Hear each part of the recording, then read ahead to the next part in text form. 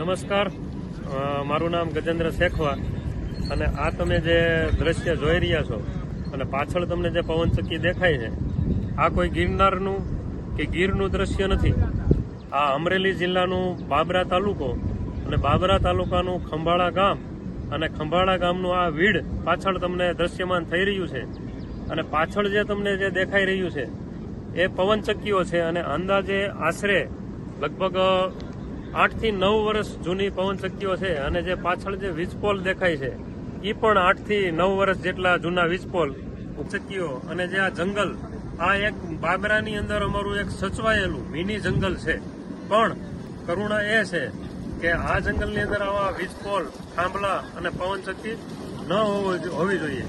અને જો આ પવનચક્કી કદાચ ન હોય તો આ એક મિની ગીર જેવું આ તમને દેખાશે. અત્યારે જે આ દ્રશ્ય જે છે એ સાચવેલું હોવું જોઈએ.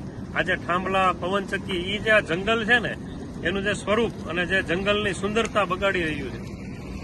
ભલે આપણે ગ્રીન એનર્જીની જે વાત કરીએ અને લાઇટની વાત કરીએ કે ગ્રીન એનર્જીમાં પવનચક્કીની જરૂર પડે એવું હોવું જોઈએ, પણ આવી જગ્યા ઉપર ન હોવું જોઈએ. આ જે પ્રકૃતિ, જે નેચર જે છે એને બગાડી મારી છે આ પવનચક્કી અને આ જે વીજપોલ છે એને.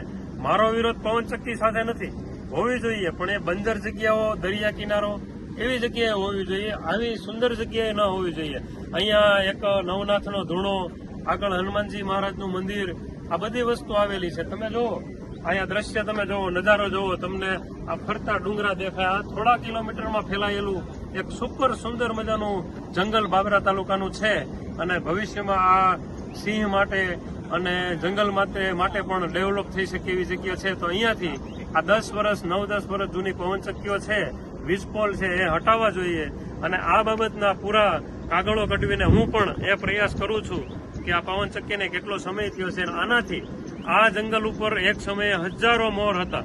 મેં આજુબાજુના ખેડૂતોને, અહીંયાના જે ખેડૂતો છે, રહેવાસી છે, તેને પૂછેલું તો તેઓએ કીધેલું કે એક સમયે ખૂબ વધારે પડતા મોર અને પશુ પક્ષી હતા જે હમણાં ગાયબ થઈ ગયા છે. અને આ તમને જે દેખાય છે જે વીજપોલના થાંભલા, આ મોટી મોટી પવનચક્કીઓ, આ બધી વસ્તુ અહીંયાથી ખરેખર હટાવવાની જરૂર છે. અને આ માટેના હું પૂરા પ્રયાસ કરું છું.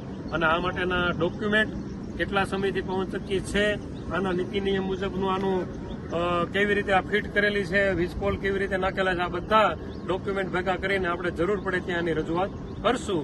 આના માટે હું ધ્યાને આવે એટલા માટેથી મારે આજે આ જગ્યા ઉપર આવ્યો ત્યારે આ વિડીયો બનાવવાની મારી ફરજ પડી છે. અને આના માટે અમે કાર્યવાહી કરશું આગળ જતા.